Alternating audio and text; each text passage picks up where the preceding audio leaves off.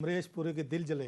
अच्छा, आमिर साहब जो आज जो है ना उसी में दिल जले वाला आज इन्होंने किरदार अदा किया है। किसी बात पे। साहब ज़ाहिर जो बात है आमिर साहब कह रहे हैं, हमने सफ़र किए हैं बड़ा, इन्होंने मेरा ख्याल जितने इन्होंने कोई ये 5-10 मिनट में जिस तरह इसको पूरा समअप किया ना, एग्जैक्टली यही गुफ्तगू होनी चाहिए थी। आई विश के ये गुफ्तगू मैं करता जो आमिर साहब ने की है।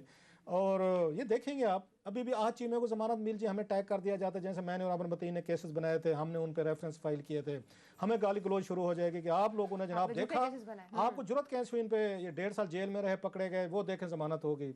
ये फवाद नफाज साहब जिनकी अभी आमिर साहब ने बात की है, वो सबूत नहीं थे जनाब, टेक्निकल बुनियादों पर इनको मिल जाते हैं। मतलब डॉक्टर आसिम उसको टेक्निकल बल्कि सेहत पे, उनकी पिछले 4-5 साल से सेहत की पता नहीं है, जिन्होंने कैमरे पे आके यहाँ पे एतराफ़ात किए थे कि दुनिया भर में मैंने कैसे आसिफ अली जरदारी की मनी लॉन्ड्रिंग की है, कहाँ कहाँ पैसा हमने पार्क किया और किधर किधर उनके हिस्से हैं, क्या कुछ हैं, वो आज़ाद हैं। उनको फिर वो अदालतों का आ जाएगा, क्यों मतलब हमने पहले बड़ी पेशियाँ भुगती हैं। अदालतों ने कहा इनको मर्जी का, इनको डॉक्टर भी दें, इलाज भी दें, जहाँ जाना चाहते हैं बाहर करवाएं, अंदर करवाएं, इनको कुछ नहीं कहना आपने, वो उनको बिल्कुल आज़ादी है उनका। आपको या किसी ने सुना ही नहीं है उसके बाद कि डॉक्टर आसिम हुसैन का क्या बना। फिर आसिम हुसैन साहब के चाहने वाले आते जाते हमें चपेट मार जाते हैं ट्विटर पे, क्या बना जनाब, आप बड़े यहाँ पे एक्टिव थे। इसी तरह मैं इस पे आता हूँ ज़रा, ये जो फवाद नफाज साहब, इनका केस का पता है लोगों को, ज़रा रिमाइंड करवाते हैं जो आजकल बैठ के आमिर साहब ने सही का भाषण दे रहे हैं। इन्होंने आशियाना स्कीम पे जब ये मसूफ वहाँ पे थे, इनके भाई और इनकी भाभी के अकाउंट में 5-5 करोड़ रुपए, उस वक्त ये ब्रिगेडियर कियानी साहब थे, कामरान कियानी साहब, वो जनरल ये अशफाक परवेज कियानी साहब के भाई थे, उन्होंने ट्रांसफ़र किया। ये ट्रांजेक्शन सारी की सारी नैब ने बैंक ट्रांजेक्शन हासिल की थी, इनके और भी 1-2 रिश्तेदार थे। तो वहाँ भी ये फरमाया गया जनाब कि वो ठीक है उनके अकाउंट में पैसे गए हैं, तो इसके अपने अकाउंट में किधर हैं, उन्होंने कि अपने अकाउंट में तो नहीं है, बस केस खत्म। वो किसी ने नहीं पूछा कि जनाब के बेगम के अगर अकाउंट में गए हैं, भाई के अकाउंट में गए हैं, मेरे अकाउंट में गए हैं, फलां के अकाउंट में गए हैं, तो उनसे पूछा जाए ब्रिगेडियर कियानी साहब को क्या पड़ी थी कि एक ब्यूरोक्रेट के उसको भाभी और उनको ये सारी चीजें पेश की गई हैं वहां पे उनके सामने। नहीं, उन्होंने कहा जनाब प्रोसिक्यूशन ठीक नहीं है, नहीं होगी, मान लेते हैं। एक भाई उनके देखे ना, गवर्नमेंट ने प्राइम मिनिस्टर के मामले खसूसी लगा दिए गए हैं। एक भाई उनके पाकिस्तान का जो सबसे बड़ा पावर क्लब है उसका मेंबर है, कोई हाथ लगा के देखे जिनके अकाउंट में आप कह रहे थे पैसे आए थे। ये नैब की रिपोर्ट्स हैं, हमने ये शेयर की हुई है सारी, को मेरी और आमिर की बनाई हुई नहीं थी, उन्हीं की सारी चीजें थी, अदालत से रिकॉर्ड से हमने चीजें निकलवाई थी, ये सारी चीजें रिकॉर्ड पे हम निकालते हैं। इन लोगों ने एक तरीका बना लिया है कि आप इनको जब भी पकड़े जाए 1.5 साल जमानत करा के सबसे पहले मीडिया पे अटैक करें। क्या बना फिर आप लोग लगाते रीजन, हम यहाँ सियासी गुफ्तगू करें सारी, हम यहाँ पे किसी का स्कैंडल, किसी की करप्शन, किसी के यहाँ ट्रांजैक्शन उनके जिक्र ना करें। पूछना नए वालों से, ख्वाजा आसिफ को तो उठा लिया है, ये ब्रिगेडियर कियानी साहब किधर गए हैं भाई साहब? ये कामरान कियानी साहब थे जो शोधा वाला आपका DHA का वो इतना बड़ा वो आया था, जिसमें अभी तक लोग मेरा ख्याल है रोल गए हैं, उसी में थे ना सारे के सारे। क्या बना जनाब, उनके वारंट निकालने थे आपने, ख्वाजा आसिफ तो पकड़े गए, वो बड़ा अच्छा किया आपने, नेक काम हो गया जनाब। तो जिनको आपने पहले पकड़ना था, जिनकी चीजें करनी थी, वो क्या हुआ? हालांकि मेरा दिल चाह रहा है कि बड़ी खुल के बात कीजिए, लेकिन क्या करें, हम भी थोड़ा सा लोगों से तंग आ चुके हैं, लोगों को सूट करती है ये पॉलिटिकल एलीट भी, ब्यूरोक्रेटिक एलीट भी, ये फिर हमें टांट कर रहे होते हैं कि आपने की थी स्टोरी भी, हम नहीं करते भैया, ये लें जैसे आमिर साहब ने कहा जी आप खुश मियाँ बीवी राजी, क्या करें काशी, हम उस पर दिल चले बैठे हैं। शायद खकान अब्बासी साहब पकड़े जाएं, वो 15 दिन बाद यूं करके आ जाएं और बैठ के टीवी पे, आज ये वो ECL से रिमूव करके वो बाहर अमेरिका में चले गए, ठीक है सर। अब सुनते हैं मिफ्ता इस्माइल साहब पकड़े जाएं, वो 3-4 दिन बाद उसके बाद वापस आ जाएं, एहसन इकबाल साहब पकड़े जाएं, वो वापस आ जाएं, और मतलब लंबी लिस्ट है जिनकी पकड़े जाते 15 दिन बाद वो आ जाते हैं। हाँ जी क्या कर रहे हैं, हमारा मुंह चिढ़ाते हैं, बकायदा हमारा मुंह चिढ़ाते हैं। शर्म आप लोगों को आनी चाहिए, आप पे तो इल्जाम ही नहीं लगना चाहिए था। वो कहते सीजर्स वाइफ शुड के सारे रिश्तेदार रऊफ क्लासरा को बददुआएं देते हैं कि जनाब आपकी वजह से, शायद आपकी वजह से पकड़े गए। मतलब हम चला रहे हैं यहाँ पे, इनका क्या काम है? एक नैब चेयरमैन साहब से पूछना चाहिए था, इनके आप कभी प्रेस रिलीज पढ़े?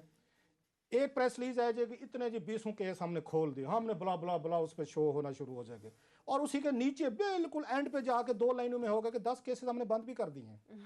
एक शुगर लगा हुआ है, उनका तमाशा बना हुआ है, नैब के अफसरान बैठे हुए हैं। अच्छा नैब वालों से बात करें 2-4 से, मेरी बात है वो पिट पड़े, उनका भाई साहब हम क्या करें, व्हाइट कॉलर क्राइम और क्या होता है? उन्होंने कहा पाकिस्तान में तो यहाँ पे ट्रेनिंग ही नहीं है। वो कहते हैं जजेस दुनिया भर में व्हाइट कॉलर क्राइम के सर्कमस्टेंशियल एविडेंसेस दिए जाते हैं, जिसमें बताया जाता है पैसा वहां से उसको वहां पे ये ट्रांसफर हुआ है और उनसे आया। जैसे फवाद का हम बता रहे हैं, बताया ना कि उसके भाई और उसकी भाभी के अकाउंट में एक ब्रिगेडियर कियानी साहब ने क्यों करोड़ रुपए उस पर ट्रांसफर किए हैं, वो जवाब देना, जब उनके अपने एक और उसमें रिश्तेदार के उसमें नहीं किया। अच्छा नैब को चाहिए था आप उनके भाई पे तो केसेस बनाए ना, जिनके अकाउंट में पैसे गए हुए वहां पे बनाए, हो क्या रहा है? बड़ी इंटरेस्टिंग चीज है। मैं जरा ख्वाजा आसिफ साहब पे आता हूँ। जरा जिस दिन से ये बात सामने आई थी, इमरान खान साहब की ज़िंदगी में 2-4 लोग बड़े अहम हैं जिनकी इनकी ख्वाहिश थी, और इमरान खान साहब might be the happiest man today, मेरा ख्याल है। अच्छा, जो उनका टॉप लिस्ट उन्होंने बनाई हुई थी ना 3-4 लोगों की, एक और अभी रहते हैं, वो मौलाना फजल रहमान साहब हैं, उनका आखिरी रह गया है। वो हथकंडा रहे। बाकी इन्होंने जिस बंदे का एक टारगेट बना के आए थे कि मैंने इनको जेल में जाना चाहिए, सारे गए हैं। ख्वाजा साहब जो हैं ये जो है सेकंड लास्ट है। लास्ट जो बचा हुआ है ना, जिसको इन्होंने करवाना है हर सूरत में, वो है मौलाना फजल रहमान साहब, जिनका पलंदा आमिर मतीन साहब ने पहले स्टोरी ब्रेक की थी और पूरा शर्ट डाला था। हुआ क्या था, अब ये ख्वाजा साहब क्यों गए हैं, ये पिछले आपको याद होगा 1.5-2 साल से पहले ही इजलास हुए थे। ये बशीर मेमन, ये डीजीसी जो थे एफआईए के, तो मेमन साहब के साथ क्या मसला इनको हुआ था, 2-3 मसले हुए थे। सबसे बड़ा ये था कि इन पे जो हाई ट्रीजन केस करें आप इस पे, और पूरी कैबिनेट में इन्हीं पे ब्रीफिंग दी गई थी, ख्वाजा आसिफ साहब पे दी गई थी।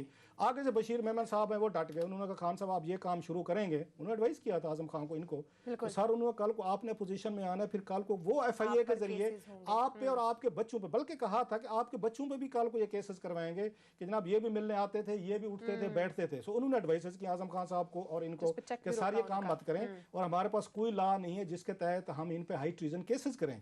इमरान खान साहब ने कैबिनेट से अप्रूवल ली थी कि इनके खिलाफ हाई ट्रीजन केसेस करें, ये उन पे थी, खैर वो रजिस्ट करते रहे, हालांकि एफआईए के पास केसेस थे। अब नैब ने गिरफ्तार किया, बड़ा इंटरेस्टिंग है ये जो अकामा वाला जिसका ये कह रहे हैं, ये केस इधर इसके एफआईए के पास है, दैट्स अ डिफरेंट केस, अगर मैं गलत नहीं कह रहा, डिफरेंट केस है ये, नैब वाला डिफरेंट केस है, वो केस अभी पड़ा हुआ है। अब वहाँ पे एफआईए ने रजिस्टर किया कि भाई साहब हमारे पास एविडेंसेस नहीं है, यूई ने इनको पेपर नहीं दिए, उन्होंने कहा वो तो जहाँ तक चलता रहेगा, नैब आपको पता है हमारे घर का एक टूल है, जब चाहे नाक से मरोड़ के अपनी मर्जी का बंदा गिरफ्तार करवाना, अपने बंदे को तो हाथ को नहीं लगाता जो इमरान खान साहब के कैबिनेट में बैठे हुए हैं। अब क्या हुआ, जहाँ से ख्वाजा आसिफ साहब की बात किस्मती शुरू हुई, एक तो इनके इसमें उस्मान डार साहब हैं, उस्मान डार साहब बेचारा ये दूसरा तीसरा इलेक्शन लड़ रहे, करोड़ों पे वो लगा चुका है। अच्छा, वो समझे बैठे थे हम हार गए हैं, अचानक वहाँ से एक स्टोरी निकलती है, स्टोरी ये निकलती है ख्वाजा आसिफ साहब जो हैं, इनको वहाँ पे आर्मी चीफ साहब ने जब बुलाया गया था, इसमें मेस में आईएसआई के मेस में बुलाया गया और ब्रीफिंग दी गई, तो उसमें उन्होंने बातों बातों में कहा, उन्होंने ख्वाजा साहब आप तो खुद आपने मुझे फ़ोन किया था जिस दिन इलेक्शन था 2013 का, फिर भी आप कहते हैं धांधली सेलेक्टर एंड सेलेक्टेड। वो बात वहाँ से बाहर निकली कि जनाब ख्वाजा आसिफ साहब ने तो आर्मी चीफ साहब को फ़ोन किया था। जो ही ये बात बाहर निकली, एक ब्लास्ट हुआ, तो इमरान खान साहब वो कहते ही हिट द रूफ, क्योंकि उनकी जिंदगी ये ख्वाहिश थी कि ख्वाजा आसिफ को पार्लियामेंट में नहीं आना चाहिए। उन्होंने पहले, आपको याद होगा, उसके ये उनकी जैली डिग्री के हवाले से फॉलो किया, उस्मान डार ने उस बेचारे वहाँ पे लाखों रुपए अपने वकीलों पे लगाए, फिर सुप्रीम कोर्ट में किसी तरीके से आपको तो वहाँ डिस्क्वालीफाई हो गए, उनको आके साकिब निसार साहब उनको बेल आउट कर देंगे। इमरान खान साहब और कंपनी को यह एहसास हुआ भाई साहब ये ख्वाजा आसिफ तो हार चुके थे। अच्छा, ख्वाजा आसिफ ने जो बात की थी, कोई शर्म होती है, हया होती है, वो आज तक पीटीआई को नहीं भूली, वो उनकी बिस्ती जो उन्होंने ये क्लासिक छित्रोल की थी उनकी, वो जहनी थी। ऊपर से उस्मान डार, ये उनके बहुत बड़े करीबी इमरान खान साहब को, डार साहब बैठ गए होंगे, उन्होंने खान साहब देखो सैंडल की किते इन्होंने ये हार गया सी, ये सियालकोट का ख्वाजा ते हार गया सी, मैं करोड़ों लाखों रुपए लेने, देखो जी ये टेलीफोन करके अपने आप ਨੂੰ इत्थे ले आने, पार्लियामेंट ले आने, ये तो हार गए थे। इमरान खान साहब के दिल में उसी दिन ये दरार आ गई थी कि ख्वाजा आसिफ साहब इलेक्शन हार चुके थे। इनको कुछ पावरफुल लोगों ने, जिनको इन्होंने टेलीफोन किया, उन्होंने इनको इलेक्शन जितवाया, और जितवाने के बाद इनको बचवाया। ये जो एक पेज यूं हुआ है ना, लोग माने या ना माने, उसमें पहला जो उसमें दरार पड़ी थी, ये पड़ी थी कि भाई साहब हम ये तो हार बैठा था, हमारा उस्मान डार जो है वो बेचारा हमारा पहलवान जीत गया था, इसने एक टेलीफोन कॉल की, पता नहीं कहाँ से की, वो और लिंक्स हैं, आमिर साहब को पता है कि ख्वाजा साहब के किससे दोस्त हैं, तल्लुकात हैं, हम नाम नहीं ले सकते यहाँ पे। तो जनाब ये तो वहाँ से वाया भटिंडा जीत के हैं इमरान खान साहब के। उसके बाद इमरान खान साहब ने तकरीरें करना शुरू की, आपको याद होगा, दरार पड़ना शुरू हुई। उन्होंने फिर हमें ये हज़रत उमर अलैहिस्सलाम जो हैं, उन्होंने उनका हमें वो कोट सुनाने शुरू किए कि उन्होंने खालिद बिन वलीद को उन्होंने एक रात पहले डिसमिस कर दिया था जंग से, और रियासत मदीना में कोई बोला नहीं था। फिर उन्होंने कहा किसकी जुर्रत है कोई मुझसे कोई इस्तीफ़ा ले सके। फिर उन्होंने कहना शुरू किया नवाज शरीफ साहब फ़ौज में बगावत करवाना चाहते हैं। फिर उन्होंने कहा जी फ़ौज में ये करवाना चाहते हैं। माने या ना माने, गुस्सा सारा यहीं से शुरू हुआ था कि ख्वाजा आसिफ जो हैं ये कैसे इनको आपने जितवा के यहाँ पे भेजा, क्योंकि ख्वाजा आसिफ ने इमरान खान साहब पे बड़ी खौफनाक तकरीरें की हुई हैं। सो ये जो आज इमरान खान साहब का एक आखिरी जो बस मेरा ख्याल है चल सकता था, लास्ट वो ख्वाजा आसिफ पे चल गया, वो चलना था, और होना वही कुछ है जो आज इंतकाम की आग ठंडी हो चुकी है। आज प्राइम मिनिस्टर ऑफिस में वहाँ पे जश्न होना चाहिए। आज वहाँ पे हमारे दोस्त मेहरबान जो हैं, ये उस्मान डार साहब के पैसे पूरे हो गए जो करोड़ों रुपए उन्होंने इन्वेस्टमेंट टीवी पे नजर आ रहा था, हंस रहे थे, एंजॉय कर रहे थे। लेकिन बात यह, कल को उस्मान डार साहब पे भी केस बना दिया ना उन्होंने कि भाई साहब आप हैं, और बियॉन्ड द मीन्स हमें समझाएं, तो भाई साहब उस्मान डार साहब अगर मुझे ये लगता है कि फिर आप भी इसमें आएंगे। सो मैं उस पर लास्टली कहूँ, ये जो सारे का सारा है ना, इनका कोई फ़ायदा नहीं है। हाँ, मुझे टोटली तौर पर कहना नहीं चाहिए एज ए जर्नलिस्ट के तौर पर, हमने पिछले कई अरसे से स्टोरियाँ करके भी देखी हैं, एक वोट के लिए पार्लियामेंट में किसी बड़े आदमी को वोट की ज़रूरत पड़ जाती है। ये नवाज शरीफ साहब जो थे आराम से बैठे हुए थे, जेल में बैठे हुए थे सर, यही सारे के शायद खकान अब्बासी साहब थे, एहसन इकबाल थे, मिफ्ता थे, बड़ी लंबी लिस्ट है इनकी साहब की, राना सनाउल्लाह साहब थे। एक वोट की ज़रूरत पड़ी सर, एक वोट के बदले सारा मलिया मेट हुआ, सारी चीज़ें की चीज़ें उनको कर दिया गया, और इसके बाद ये बाहर निकले, यहाँ पे इन्होंने आके विक्ट्री के निशानात बनाए, हमें आते जाते चपेड़े मारे, क्या कर लिया हमारा। तो ख्वाजा आसिफ साहब भी हैं, ये 10-15-20 दिनों में ये बड़े पावरफुल आदमी हैं, इनकी सिफारिश भी बड़ी पावरफुल है। मुझे लगता है ये जो पेज जो है ना, ये मजीद फटने वाला है, जो सेम पेज है ये बचाने के लिए, ताकि कल को जिस तरह आसिफ जरदारी साहब कहते हैं शहबाज शरीफ साहब ये करीब आएंगे, और उसके बाद फिर कहाँ तक वो हमें ताने देंगे ना, बड़े बड़े प्रोग्राम करते थे आप, बड़ा वो कहते थे। आप देखें अदालतों से हमें छुट्टी मिली, कोई सबूत नहीं आ सका, तो ये सिलसिला जारी है। ये 15 दिन का ये इमरान खान साहब का है, 15 दिन नहीं तो 2 महीने लग जाएंगे, महीना लग जाएगा पूरी होगी ना। और जिस तरह वीआईपी प्रोटोकॉल के साथ रखा जाता है वहाँ पे, जो इनको दी जाती है वो 7 स्टार होटल में भी नहीं मिलती। अभी ये मुमकिन है ये यहाँ पे रिक्विजिशन करवा लें इजलास को, और वहाँ पे फिर प्रोडक्शन